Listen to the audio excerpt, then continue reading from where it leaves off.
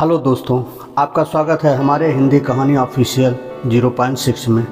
दोस्तों, आज फिर एक मुंशी प्रेमचंद की नई कहानी लेकर आए हैं, बड़े बाबू।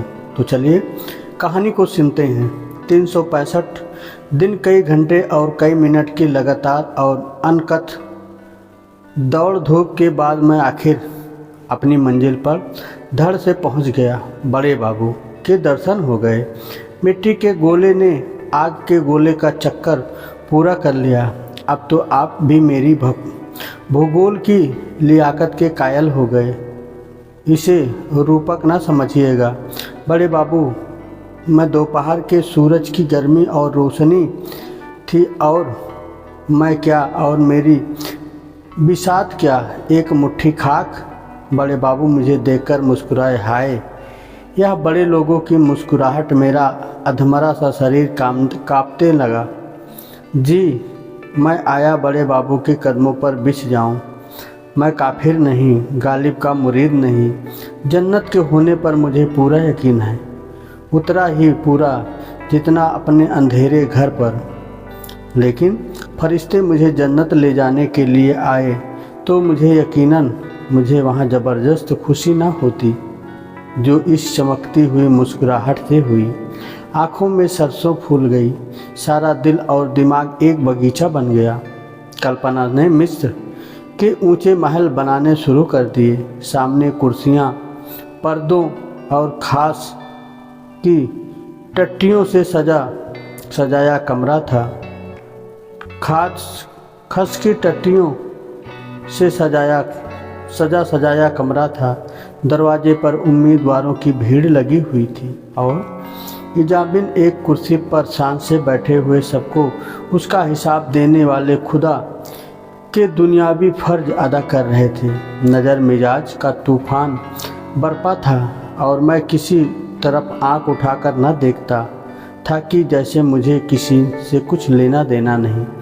अचानक एक शेर जैसी गरज ने मेरे बनते हुए महल में एक भूचाल सा ला दिया। क्या काम है? हाय रे भोलापन! इस पर सारी दुनिया के हसीनों का भोलापन और बेपरवाही निसार है। इस ड्यूटी पर माथा रगड़ते रगड़ते 365 दिन, कई घंटे और कई मिनट गुजर गए। चौखट का पत्थर घिसकर जमीन से मिल गया। ईद बिसाती की दुकान से आधे खिलौने और गोवर्धन हलवाई की आधी दुकान इसी ड्योढ़ी की भेंट चढ़ गई। और मुझे आज सवाल होता है, क्या काम है? मगर नहीं, यह मेरी ज्यादती है, सरासर जुल्म जो मेरे दिमाग बड़े बड़े मुल्की और माली तमदुनी मसालों में दिन रात लगा रहता है। जो दिमाग डॉक्यूमेंटों, सर्कुलारों, परवानों, हुक्मनामों, नक्शों वगैरह के बोझ से दबा जा रहा हो, उसके नज़दीक मुझ जैसे खाक के पुतले की हस्ती ही क्या। मच्छर अपने को चाहे हाथी समझ ले, पर बैल के सींग को उसकी क्या खबर। मैंने दबी जबान में कहा, हुजूर की कदम बोसी के लिए हाजिर हूँ। बड़े बाबू गरजे, क्या काम है? अब की बार मेरे रोए खड़े हो गए। खुदा के फजल से लहीम शहीद आदमी हूँ। जिन दिनों कॉलेज में था, मेरे दिल दौड़ और मेरी बहादुरी और दिलेरी की धूम थी। हॉकी टीम का कप्तान, फुटबॉल टीम का नायाब कप्तान और क्रिकेट का जर्नल था। कितने ही गोरों के जिस्म पर अब भी मेरी बहादुरी के दाग बाकी होंगे। मुमकिन है कि 2-4 और भी बैसाखियाँ लिए चलते या रेंगते हों। बम्बई करिनल और टाइम्स में मेरे गेंदों की धूम थी। मगर इस वक्त बाबू साहब की गरज सुनकर मेरा शरीर कांपने लगा। कांपते हुए बोला, हुजूर की कदम बोसी के लिए हाजिर हूँ।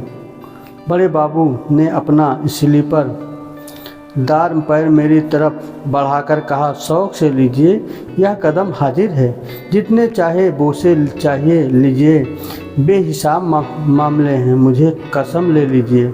मैं जो गिनूं जब तक आपका मुंह न थक जाए, लिए जाइए। मेरे लिए इससे बढ़कर खुशनसीबी का क्या मौका होगा। औरों को जो बात बड़े जब तक बड़े संयम व्रत से मिलती है, वह मुझे बैठे बिठाए बगैर हर फिटकरी लगाए हासिल हो गई। वल्लाह हूँ मैं भी खुश नसीब, आप अपने दोस्त असहब आत्मीय स्वजन जो हों उन सबको लाए तो हूँ। और भी अच्छा मेरे यहाँ सबको छूट है। हंसी के पर्दे में जो यह जुल्म बड़े बाबू कर रहे थे उस पर शायद अपने दिल में उसको नाज हो, इस मनहूस तकदीर का बुरा हो जो इस दरवाजे का भिखारी बनाए हुए है। जी मैं तो आया कि हजरत के बढ़े हुए पैर को खींच लूँ और आपको ज़िंदगी भर के लिए सबक दे दूँ कि बदनसीबों से दिल लगी करने का यह मज़ा है। मगर बदनसीबी अगर दिल पर जब्र ना कराए, जिल्लत का एहसास ना पैदा करे तो बदनसीबी क्यों कहलाए। मैं भी एक ज़माने में इसी तरह लोगों को तकलीफ़ पहुंचाकर हंसता था। उस वक्त इन बड़े बाबुओं की मेरी निगाह में कोई हस्ती ना थी। कितने ही बड़े बाबुओं को रुलाकर छोड़ दिया। कोई ऐसा प्रोफेशन ना था जिसका चेहरा मेरी सूरत देखते ही पीला ना पड़ जाता हो। हजार रुपए पाने वाले प्रोफेसरों की मुझसे कोर दबकी थी। ऐसे क्लर्कों को मैं समझता ही क्या था। लेकिन अब वह ज़माना कहाँ। दिल में पछताता था कि ना ही कदम बोसी का लफ्ज़ ज़बान पर लाया। मगर अपनी बात कहना ज़रूरी था। मैं पक्का इरादा करके आया था कि इस ड्योढ़ी से आज कुछ लेकर ही उठूँगा। मेरे धीरज और बड़े बाबू के इस तरह जानबूझकर अनजान बनने में रस्साकशी थी। दबी ज़बान से बोला, हुजूर ग्रेजुएट हूँ। शुक्र है, हजार शुक्र है। बड़े बाबू हंसे जैसे हांडी उबल पड़ी हो। वह गरज और वह करखस आवाज़ न थी। मेरा माथा रगड़ना आखिर कहाँ तक असर न करता। शायद असर को मेरी दुआ से दुश्मनी नहीं। मेरे कान बड़ी बेकरारी से वो लफ्ज़ सुनने के लिए बेचैन हो रहे थे जिसमें मेरी रूह को खुशी होगी। मगर कि जितनी मासूमियत इन कानों को हुई थी उतनी शायद पहाड़ खोदने वाले फरहाद को भी ना हुई होगी। वह मुस्कुराहट ना थी, मेरी तकदीर की हंसी थी। हुजूर ने फरमाया, बड़ी खुशी की बात है। मुल्क और कौम के लिए इससे ज़्यादा खुशी की बात क्या हो सकती है। मेरी दिली तमन्ना है मुल्क का हर नौजवान ग्रेजुएट हो जाए। ये ग्रेजुएट ज़िंदगी के जिस मैदान में जाए उस मैदान को तरक्की ही देगा। मुल्की, माली, तमदुनी, मजहबी गरज की हर एक किस्म की तरह हित का जन्म और तरक्की ग्रेजुएटों पर ही मुनहसर है। अब मुल्क में ग्रेजुएटों का यह अफसोसनक अकाल ना होगा और असहयोग ही तरह क्यों इतनी जल्दी मुर्दा हो जाती।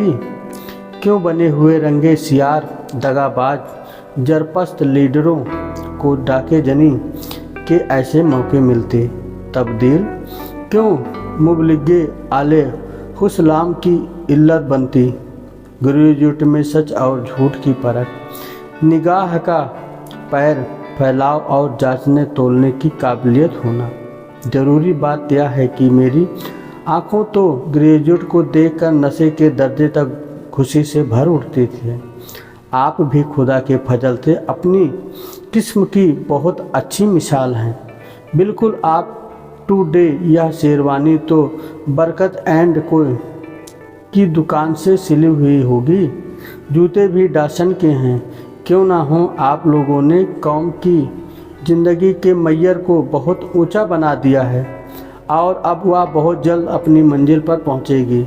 ब्लैक बर्ड पेन भी है, बेस्ट एंड की रिस्ट वॉच भी है। बेशक अब कौमी बेड़े को ख्वाजा खिजर की ज़रूरत भी नहीं। वह उनकी मिन्नत ना सरेगा। हाय तकदीर और वाय तकदीर, अगर जनता की यह शेरवानी और फाउंटेन पेन और रिस्ट वॉच यूँ मजाक का निशाना बनेगी तो दोस्तों का एहसान क्यों लेता। नमाज बख्शने आया था, रोज़े गले पड़े। किताबों में पढ़ा था कि गरीबी की हुलिया ऐलान है। अपनी नाकामी का न्योता देना है अपनी जिल्लत को। तजुर्बा भी यही कहता है कि चीथड़े लग गए हुए भिखमंगों को कितनी बेदर्दी से दुत्कारता है, लेकिन जब कोई हजरत सूफी साफ़ी बने हुए लंबे लंबे बाल कंधे पर बिखरे, सुनहरा अमाम सर पर बाका तिरछा शान से बांधे, संदली रंग का नीचा कुर्ता पहने कमरे में आ पहुँचते हैं, तो मजबूर होकर उनकी इज्जत करनी पड़ती है और उनकी पाकीज़गी के बारे में हजारों सुबह पैदा होने पर भी छोटी छोटी रकम जो उनकी नज़र की जाती है, वह 1 दर्जन भिखारियों को अच्छा खाना खिलाने के लिए सामान इकट्ठा कर देती।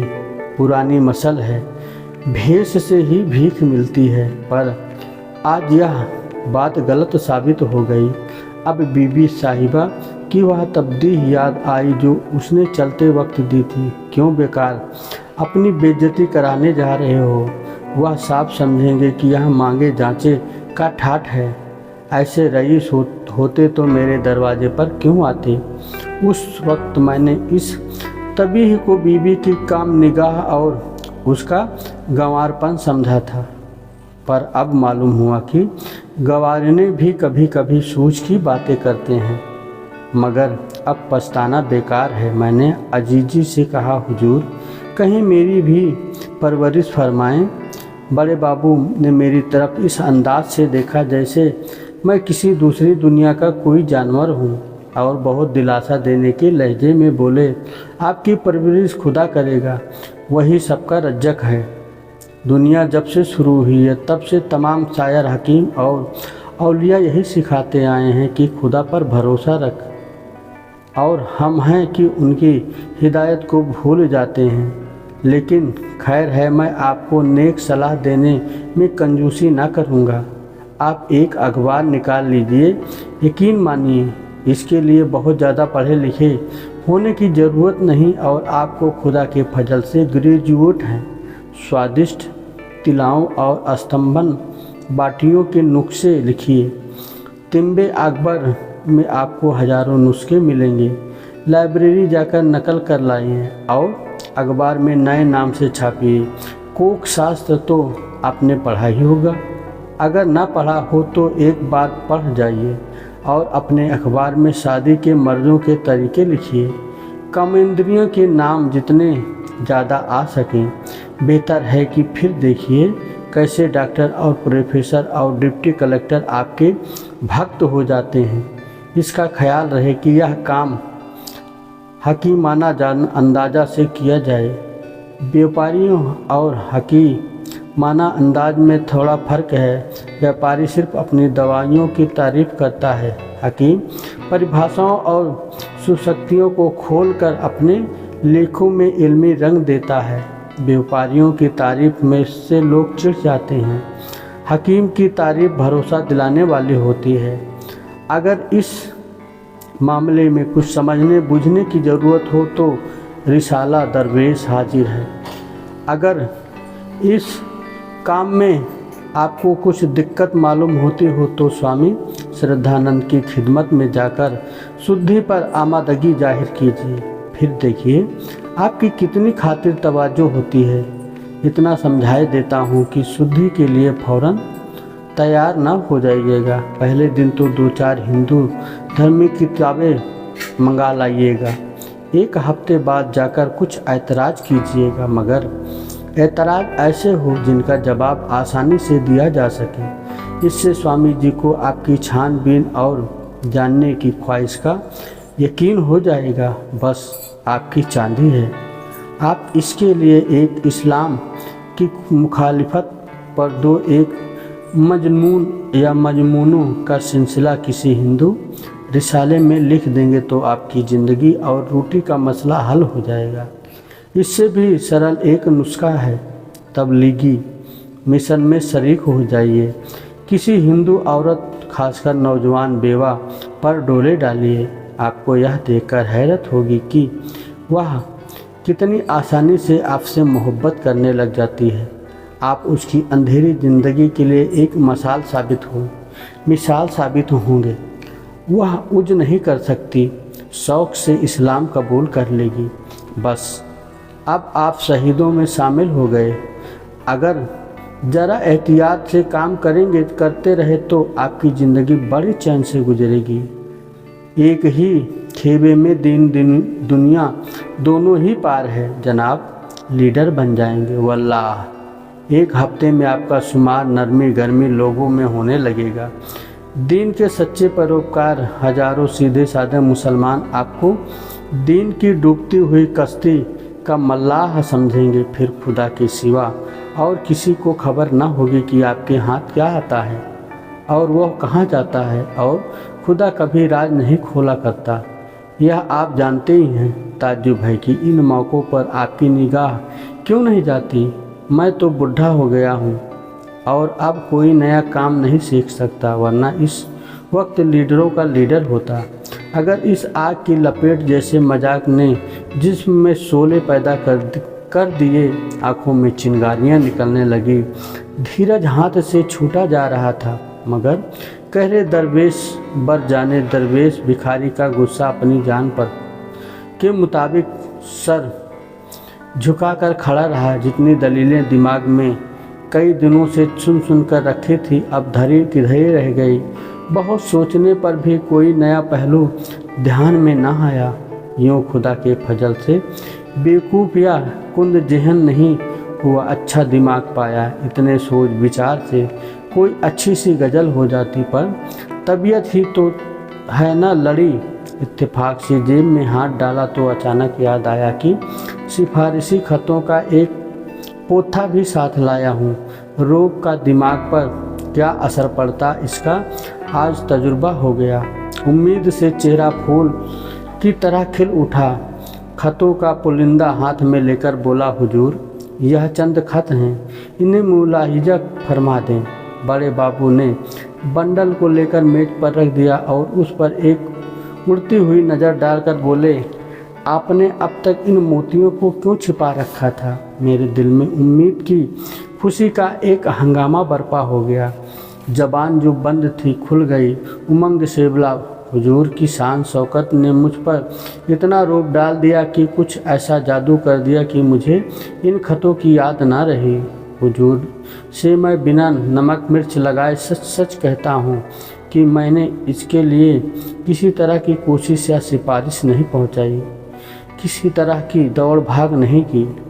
बड़े बाबू ने मुस्कुरा कर कहा, अगर आप इसके लिए ज़्यादा से ज़्यादा दौड़ भाग करने में भी अपनी ताकत खर्च करते तो मैं भी आपको इसके लिए बुरा भला ना कहता। आप बेशक बड़े खुश नसीब हैं कि यह नायाब चीज़ आपको बेमांग मिल गई। इसे ज़िंदगी में सफ़र का सब पासपोर्ट समझिए। वाह, आपको खुदा के फजल से एक कद्रदान नसीब हुए। आप जहीन हैं, सीधे सच्चे हैं, बैलेंस हैं, फरमादार हैं और फौ हैं। आपके गुणों की तो कोई इंतहा ही नहीं है। कसम खुदा की, आप में तो तमाम भीतरी और बाहरी कमाल भरे हुए हैं। आप में सूझबूझ, गंभीरता, सच्चाई, चौकसी, कुलीनता, शराफत, बहादुरी सभी गुण मौजूद हैं। आप तो नुमाइश में रखे जाने के काबिल मालूम होते हैं कि दुनिया आपको हैरत की निगाह से देखे तो दांतों तले उंगली दबाए। आज किसी भले का मुंह देखकर उठा था कि आप जैसे पाकीज़ा आदमी के दर्शन हुए। ये वो गुण हैं जो ज़िंदगी के हर एक मैदान में आपको शोहरत की चोटी तक पहुंचा सकते हैं। सरकारी नौकरी आप जैसे गुणियों की शान के काबिल नहीं। आपको यह सब गंवारा होगा। इस दायरे में आते ही आदमी बिल्कुल जानवर बन जाता है। बोलिए, आप इसे मंजूर करते हैं? हरगिज़ नहीं। मैंने डरते डरते कहा, जनाब इन लफ्ज़ों को खोलकर समझा दीजिए। आदमी के जानवर बन जाने से आपकी क्या मंशा? बड़े बाबू ने त्योरी चाहते हुए कहा, या तो कोई पेचीदा बात न थी जिसका मतलब खोलकर बतलाने की ज़रूरत हो। तब तो मुझे बात करने में अपने ढंग से कुछ तरमीम करनी पड़ेगी। इस दायरे में उम्मीदवारों के लिए सबसे ज़रूरी और लाजमी सिफत सूझबूझ है। मैं नहीं कह सकता कि मैं कुछ कहना चाहता हूँ वह इस लफ्ज़ से अदा होता है या नहीं। इसका अंग्रेज़ी लफ्ज़ इन टुनसाइन इशारे के असली मतलब को समझना।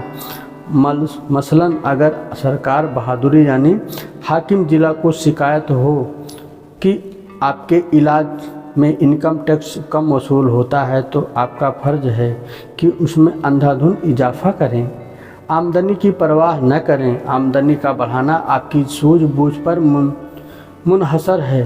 एक हल्की सी धमकी पर काम कर जाएगी काम कर जाएगी और इनकम टैक्स दुगना तिगुना हो जाएगा। यकीनन आपको इस तरह अपना ज़मीर बेचना गवारा न होगा। मैंने समझ लिया कि मेरा इम्तहान हो रहा है। आशिकों जैसे जोश और सरगर्मी से बोला, मैं तो इसे ज़मीर बेचना नहीं समझता, यह तो नमक का हक है। मेरा ज़मीर इतना नाजुक नहीं है। बड़े बाबू ने मेरी तरफ कद्रदानी की निगाह से देखकर कहा, शाबाश, मुझे तुमसे ऐसे ही जवाब की उम्मीद थी। आप मुझे होनहार मालूम होते हैं, लेकिन शायद यह दूसरी शर्त आपको मंजूर न हो।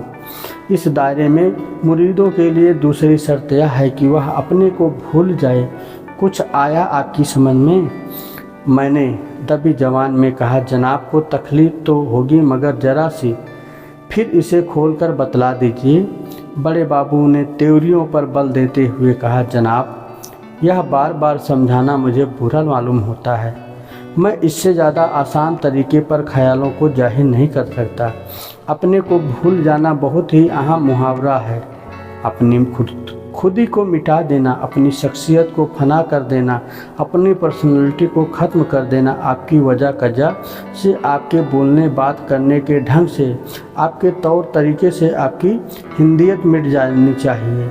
आपके मजहबी, अखलाकी और तमदुनी अवसरों का बिल्कुल गायब हो जाना ज़रूर है। मुझे आपके चेहरे से मालूम हो रहा है कि इस समझाने पर आप भी मेरा मतलब नहीं समझ सके। सुनिए, आप गालिबान मुसलमान हैं। शायद आप अपने अकीदों से बहुत पक्के भी हों।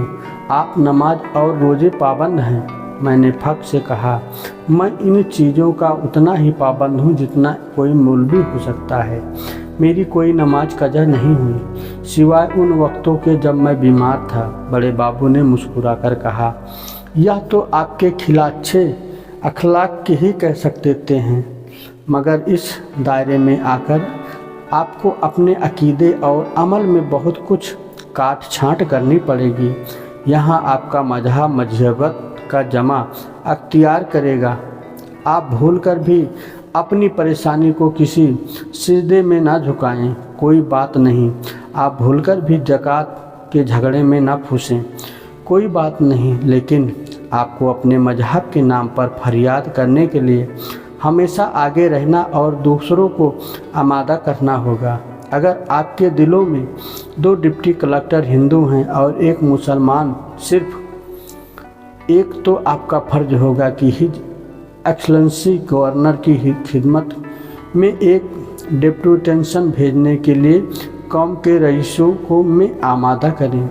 अगर आपको मालूम हो कि किसी म्यूनसिपालिटी के कसाईयों ने को शहर से बाहर दुकान रखने की तहजीब पास कर दी, तो आपका फ़र्ज होगा कि कौम के चौधरियों को उस म्यूनसिपालिटी का सिर तोड़ने के लिए तहरीक करें। आपको सोते जागते, उठते बैठते जात पात का राग अलापना चाहिए। मसलन इम्तिहान के नतीजों में अगर आपको मुसलमान विद्यार्थियों की संख्या मुनासिब से कम नज़र आए तो आपको फ़ौरन चार्ज करके पास एक गुमनाम खत भेजना चाहिए होगा कि इस मसले में ज़रूर ही सख्ती से काम लिया जाए। यह सारी बातें इस इंट्रेंस वाली शर्त के भीतर आ जाती है। आपको साफ साफ शब्दों में या इशारों से यह काम करने के लिए हिदायत ना की जाएगी। सब कुछ आपकी सूझबूझ पर मुनसहर होगा। आप में यह जौहर होगा कि तो आप एक दिन ज़रूर ऊंचे ओहदे पर पहुंचेंगे। आपको जहां तक मुमकिन हो अंग्रेज़ी में लिखना और बोलना पड़ेगा। इसके बगैर हुकाम आपसे खुश ना होंगे, लेकिन कौमी जवान की हिदायत और प्रचार की सदा आपकी जबान से बाहर निकलती रहनी चाहिए। आप शौक़ से अखबारों का चंदा हजम करें, मंगनी की किताबों पढ़ें, चाहे वापसी के वक्त किताब के फट-चिट जाने के कारण आपको माफ़ी ही क्यों ना मांगनी पड़े, लेकिन ज़बान की हिमायत बराबर ज़ोरदार तरीके से करते रहिए। खुलासा यह है कि आपको जिसका खाना उसका गाना होगा। आपको बातों से कम, काम से ज़्यादा और दिल से अपने मालिक की भलाई और मजबूती से उसको जमाए रखने में लगे रहना पड़ेगा। अगर आप यह ख्याल करते हो कि मालिक की खिदमत के ज़रिए कौन की खिदमत की करूँगा, तो यह झूठ बात है, पागलपन है, हिमाकत है। आप मेरा मतलब समझ गए होंगे। फरमाइए, आप इस हद तक अपने को भूल सकते हैं? मुझे जवाब देने में ज़रा देर हुई। सच यह है कि मैं आदमी हूँ और 20वीं सदी का आदमी हूँ। मैं बहुत जागा हूँ, ना सही मगर बिल्कुल सोया भी नहीं हूँ। मैं अपने मुल्क और कौम को बुलंदी पर देखना चाहता हूँ। मैंने तारीख़ पढ़ी है और उसमें इसी नतीजे पर पहुँचा हूँ कि मजहब दुनिया में सिर्फ़ एक है और उसका नाम है दर्द। मजहब की मौजूदा सूरत धड़ेबंदी के सिवाय और कोई हैसियत नहीं रखती। खतने या चोटी से कोई बदला नहीं जाता। पूजा के लिए कलीसा, मस्जिद, मंदिर की मैं बिल्कुल ज़रूरत नहीं समझता। हाँ, यह मानता हूँ कि घमंड और खुद गर्जी को दबाए रखने के लिए कुछ करना ज़रूरी है। इसलिए नहीं कि उसमें मुझे जन्नत मिलेगी या मेरी मुक्ति होगी, बल्कि सिर्फ़ इसलिए कि मुझे दूसरों के हक़ छीनने से नफ़रत होगी। मुझ में खुदी का खासा जज मौजूद है। ये अपनी खुशी के लिए कहिए तो आपकी जूतियाँ सीधी करूं, लेकिन हुकूमत की बर्दाश्त नहीं। महकूम बनना शर्मनाक समझता हूँ। किसी गरीब को जुल्म का शिकार होते देखकर मेरे खून में गर्मी पैदा हो जाती है। किसी से दबकर रहने में से मर जाना बेहतर समझता हूँ, लेकिन ख्याल हालातों पर तो फतह नहीं पा सकता। रोज़ी फिक्र तो सबसे बड़ी। इतने दिनों के बाद बड़े बाबू की निगाहें करम को अपनी ओर मुड़ता देखकर मैं इसके सिवा किससे अपना सिर झुकाकर दूसरा कर ही क्या सकता था। बोला, जनाब, मेरी तरफ से भरोसा रखें। मालिक की खिदमत में अपनी तरफ से कुछ न कुछ रखूँगा। गैरत को फना कर देना होगा मंजूर। शराफत के बच्चों को उठाकर ताक पर रख देना होगा मंजूर। मुखबिरी करनी होगी मंजूर। तो बिस्मिल्लाह, कल से आपका नाम उम्मीदवारों की फहरिस्त में लिख दिया जाएगा। मैंने सोचा था कि कल से कोई जगह मिल जाएगी। इतनी जिल्लत कबूल करने के बाद रोज़ी की फ़िक्र से तो आज़ाद हो जाऊंगा।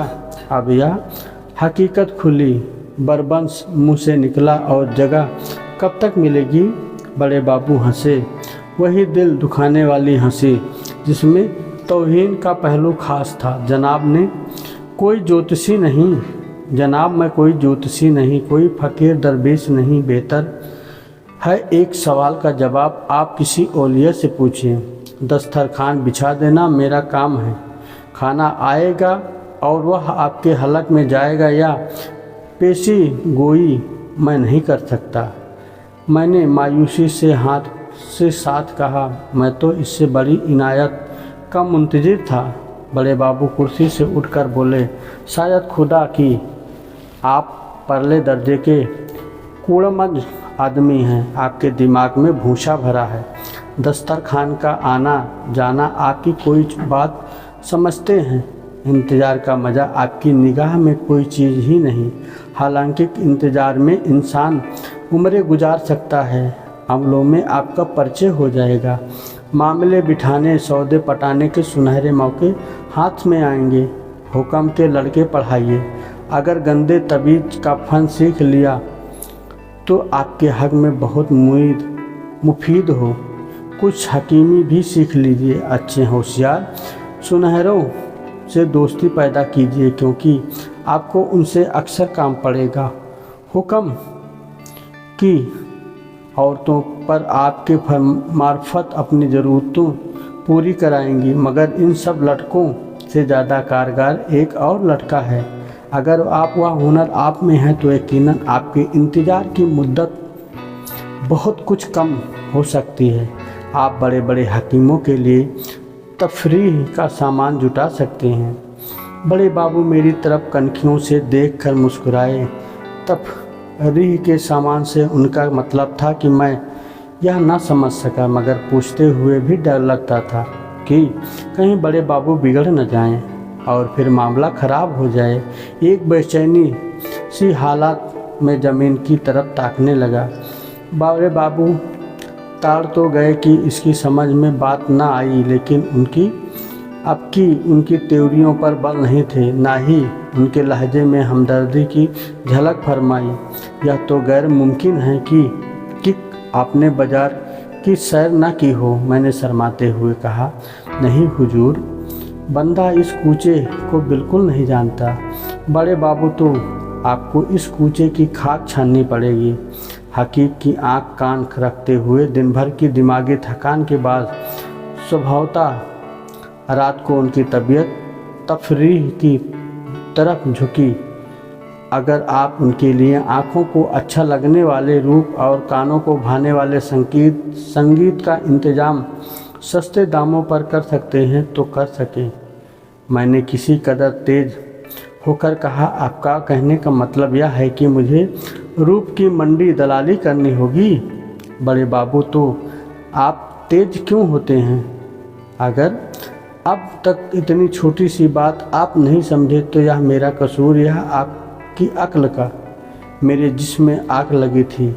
मैं आया था कि बड़े बाबू को जूस के 2-4 हाथ दिखाऊं, मगर घर की बेसहार सामानी का ख्याल आ गया। बीबी की इंतज़ार करते हुए आँखें और बच्चों की भूखी सूरतें याद आ गई। जिल्लत का एक दरिया हलक के नीचे ढकेलते हुए बोला, जी नहीं, मैं तेज नहीं हूँ। ऐसी बेअदबी मुझसे नहीं हो सकती। आँखों में आंसू भरकर ज़रूरत ने मेरी गैरत को मिटा दिया। आप मेरा नाम उम्मीदवारों में दर्ज कर दें। हालात मुझसे जो भी कुछ करवाएगा वह सब कुछ करूँगा। मरते दम तक आपका एहसानमंद रहूँगा। तो दोस्तों, ये रही बड़े बाबू की कहानी। दोस्तों, आशा करता हूँ कि मुंशी प्रेमचंद की ये कहानी आपको बहुत पसंद आई होगी। दोस्तों, अगर आप हमारे चैनल पर नए हैं तो चैनल को ज़रूर सब्सक्राइब करें और एक प्यारा सा कमेंट करें। नई नई कहानियाँ सुनते रहें। धन्यवाद दोस्तों।